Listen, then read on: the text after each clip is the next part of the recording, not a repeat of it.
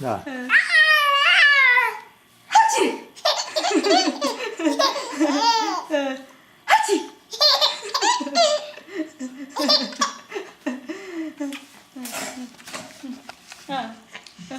Hachi. Hachi ơi. Hachi ơi.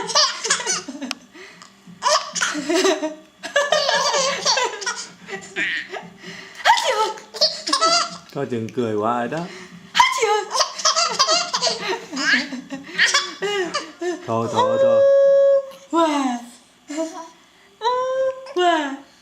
Hachi. Cười đi. Hachi.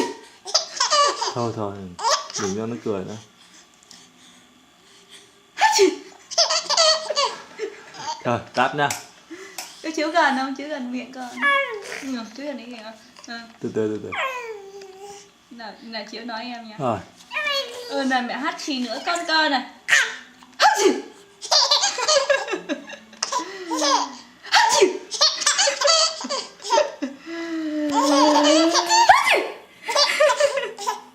Thôi được rồi. Hai thằng cười nhiều nữa, cười mỏi, cười đau bụng á.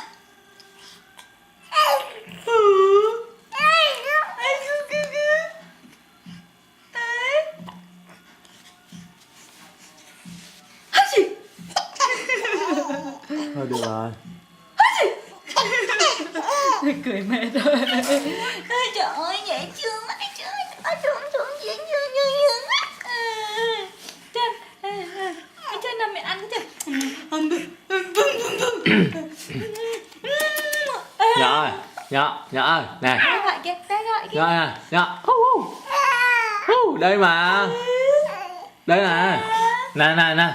Nè. Ê. Chỉ có mẹ làm con mới cười cho. Mẹ làm nè.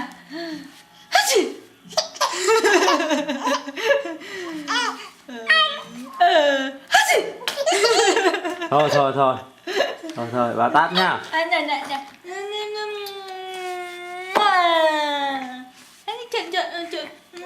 Nè.